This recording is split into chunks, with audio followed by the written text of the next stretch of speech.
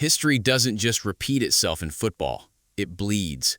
On July 15, 2026, inside the roaring, suffocating atmosphere of Atlanta's Mercedes-Benz Stadium, Argentina and England didn't just play a World Cup semifinal, they waged a psychological war. Rumors of a massive rift between England boss Thomas Tuchel and Jude Bellingham were already tearing the camp apart. Zlatan Ibrahimovic had just publicly humiliated an unnamed English star. The political tension was boiling over, but no one, absolutely no one, predicted the tactical suicide that was about to unfold on the pitch, a disaster so profound it will be studied in coaching manuals for decades. Welcome to Total Football Nexus. If you love deep tactical breakdowns and intense football drama, make sure to like, comment, share, and subscribe to the channel right now to never miss an update. How did a guaranteed English victory turn into one of the most heartbreaking collapses in football history? To understand the tragedy, we have to look at the opening 45 minutes, which resembled a battlefield rather than a football pitch. The historical hatred between these two nations completely choked the life out of the game. 19 fouls in the first half alone. From the very first whistle, Cristian Romero went absolute war mode on Jude Bellingham, physically clattering him just to send a message. The aggression was so toxic, so intensely suffocating, that it triggered a historic 60-year anomaly. For the first time in modern World Cup history, neither team registered a single shot on target in the entire first half. Zero. The tactical discipline was perfect, but the emotional tension was a ticking bomb. Both managers knew whoever blinked first would doom their country. Guys, do you think the referees should have controlled the aggression better in the first half? Then came the second half, and the cage finally broke. 55 minutes in, Thomas Tuchel's tactical gamble seemed like pure genius. Out of nowhere, Morgan Rogers, a surprise starter, found space on the right wing and floated an absolute beauty of a cross toward the back post. Argentina's right back, Nahuel Molina, suffered a momentary lapse in concentration, completely losing his man. Anthony Gordon capitalized instantly, ghosts past him, and smashes the ball into the back of the net. 1-0 England. The English fans went completely wild. The final was right there, within their grasp. Argentina looked rattled, desperate, and vulnerable. But what followed wasn't a masterclass in closing out a game. It was a masterclass in self-destruction. Right after taking the lead, Thomas Tuchel suffered what analysts are calling total defensive paralysis. He ordered England to pull back into a dynamic known as turtling, completely retreating into a defensive shell. In the 72nd minute, he makes his first fatal move, subbing off his most dangerous attacker and goal scorer, Anthony Gordon, for defender Ezri Konsa. 10 minutes later, he doubles down on the panic, withdrawing his midfield anchor Declan Rice and Reece James for the inexperienced Nico O'Reilly and Dan Burn. In a matter of minutes, Tuchel surrendered the entire midfield. He gave up the ball, gave up the space, and handed Lionel Scaloni the keys to the kingdom. Was this the worst tactical substitution in World Cup history? Scaloni, recognizing the tactical gift, didn't hesitate. He immediately pulled off the defensive Leandro Paredes for the explosive Nico Gonzalez, throwing caution to the wind. He later injected the raw intensity of Rodrigo de Paul, Gonzalo Montiel, and Nicolas Otamendi. While Tuchel was building a wall, Scaloni was building a battering ram. The statistical contrast tells the brutal story. Argentina completely dominated possession with 64%, generating an expected goals metric of 1.84 compared to England's pathetic 0.53. They outshot England 15-5. Tuchel's cowardice had turned Pickford's penalty box into a shooting gallery. By the 85th minute, the pressure cooker exploded. With England's defensive lines pinned dangerously deep, Enzo Fernandez found himself completely unmarked outside the box.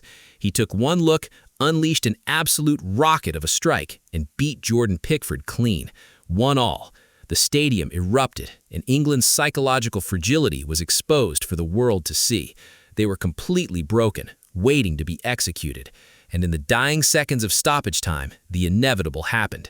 Lionel Messi, despite being marked out of the game, found a pocket of space. He delivered a trademark mathematically perfect cross into the danger zone. Lautaro Martinez rose above the chaos, powered a devastating header past Pickford, and buried England's World Cup dream right into the Atlanta turf. When you break down the individual performances, the stark contrast between Argentina's tactical execution and England's emotional collapse becomes even glaring. For Argentina, Emiliano Martinez had an incredibly quiet night, finishing with a 6.8 rating, completely helpless against Gordon's close-range finish. In front of him, Nahuel Molina paid a heavy price for his single error, earning a 6.8, but the true hero of the backline was Cristian Romero. Earning a massive 8.0 rating, Romero was a human magnet for the ball, completely erasing Kane from the match. Lisandro Martinez struggled slightly, picking up a tactical yellow card before being hooked by Scaloni, while Tagliafico put in a solid 7.0 performance, completely shutting down his flank after the opening goal.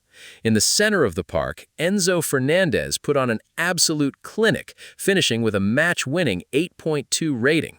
With 104 touches and 82 successful passes, he single-handedly controlled the tempo of the entire second half, crowning his performance with that stunning long-range equalizer.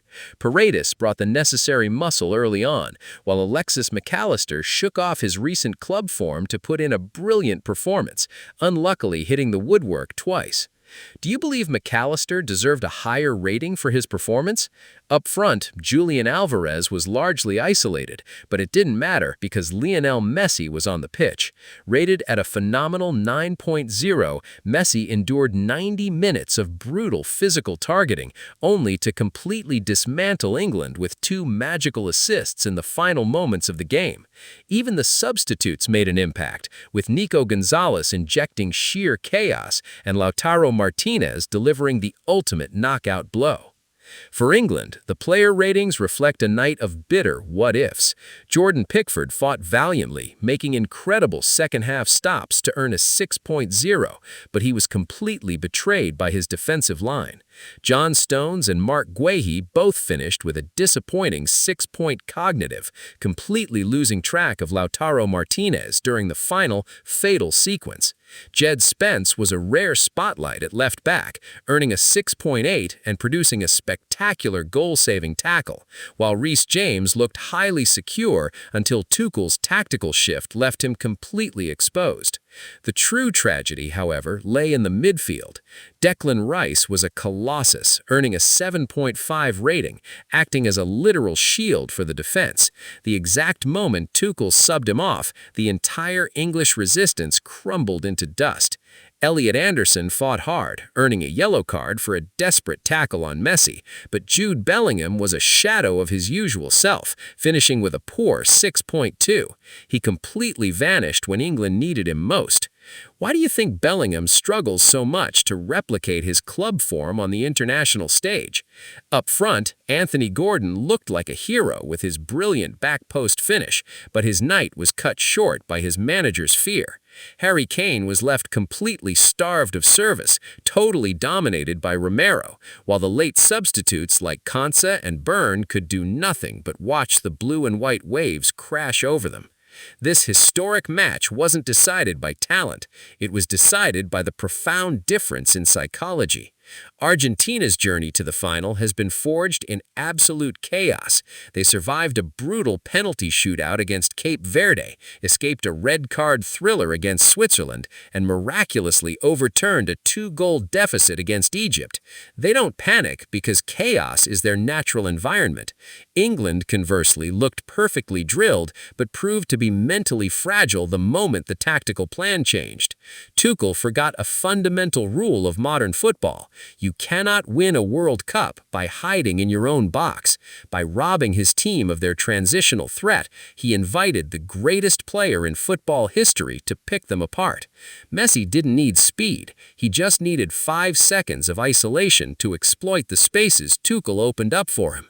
Now, Argentina marches on to face Spain in a blockbuster final, while England is left to mourn another golden opportunity lost to tactical fear.